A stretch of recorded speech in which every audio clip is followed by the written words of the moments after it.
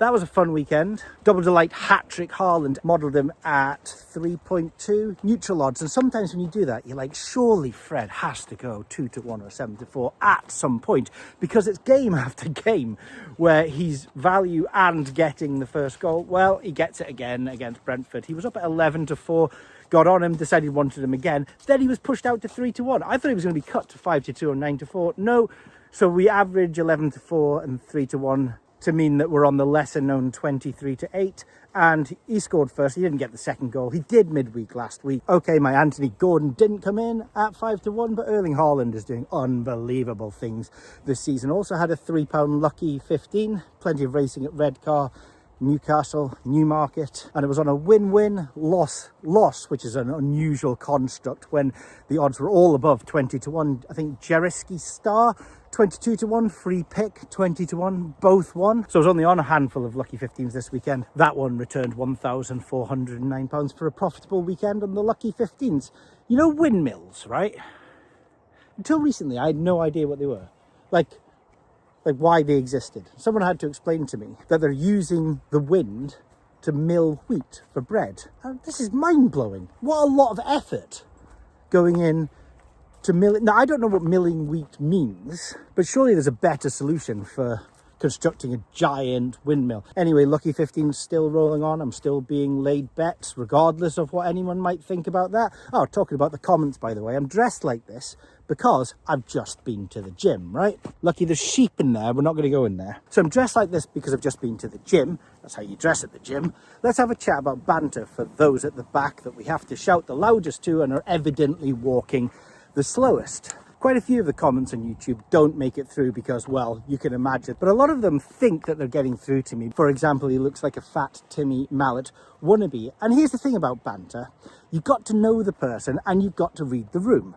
I've just come back from the gym where I did 100 pull-ups and a hang power clean of 100 kilograms. I'm quite comfortable where I am in my own fitness journey, especially coming up to the age of 50. That's not too bad. But I also have a mate, a very good mate, who used to play rugby for Bath Youth and England Youth when he was younger, but he got an injury, and now coming up to his late 40s, the last thing I do with banter with the guy is banter about his weight, because he's a little bit sensitive about it. So read the room, unless you're deliberately just trying to be hurtful, in which case you're a knob. The other thing we had this weekend was the Vikings versus the Browns. We have been working very hard behind the scenes on our NFL model, and it was ready this weekend. Now, we didn't make a big hoo-ha announcement about it because it was ready quite late on the Sunday leading up to the London game. But the player props model, it's under expected tries, expected touchdowns, under the tools and the bet builder. And you'll find the player props, and we've got really good models in place now where you can take the player passing yardages and receiving yardages and rushing yardages, and you can adjust them to the particular line that you want. There's plenty of value for these lines available on the exchanges, at the bookmakers. It's something that we had last year, but the intervals jumped up in increment. But now we're using single yard increments, and that massively increases the scope of this particular edge at Bookie Bashing. So there's a late Monday night football game tonight, and then we move into week 6 next weekend. I will try and get a quick how-to video out for using the player props tool at bookiebashing.net. Talking about next weekend, we move into the international football break, which is a poison chalice for some, but an opportunity for others. We do have games such as Germany versus Luxembourg, Austria versus San Marino, and I've discussed it before. It's always interesting trying to model the expected goals for a Luxembourg when they're playing a Germany.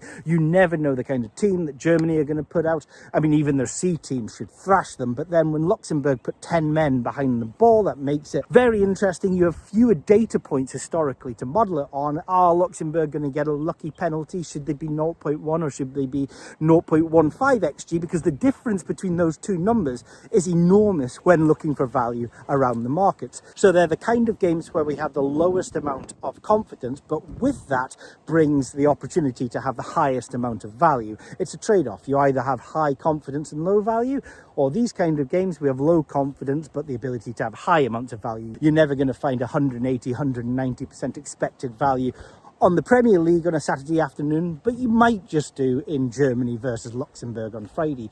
England play Wales in a friendly on Thursday, I'm more likely to ignore these kind of games. You simply don't know if you're going to get to half time and every single player is going to be substituted, or what the motivation for them is. Some players are not going to want to get injured, they won't be going in for tackles. They are complete minefields, and whilst I might be looking at Germany versus Luxembourg, I'm much less likely to be looking at England versus Wales. Personally, my risk profile, I'm going to be giving the player XG a wide berth. It's so hard to know how many minutes any of them are going to play, but we will have data and lines up for it regardless. And if you want to go and have a look at what Harry Kane's XG is in that match, you're more than welcome to. I just won't be going max bet on him to have a hat-trick in that game myself. Finally, I had a few emails through after the Bashcast last week. One of the emails was literally war and peace. You know who you are, and it took me the better part of Monday morning just to isolate all of the individual questions that you had for me. Joking aside, I do appreciate the feedback and I will answer most questions, although if you send me 100 it might take me a little bit of time to get round to. And his question was, we take some golfers from that tracker and we use those golfers to report on the return on investment, but surely, he asks, other people could take golfers from the tracker and they could lose their entire bankroll. So how can he be confident that it is profitable? And that is a reasonable question.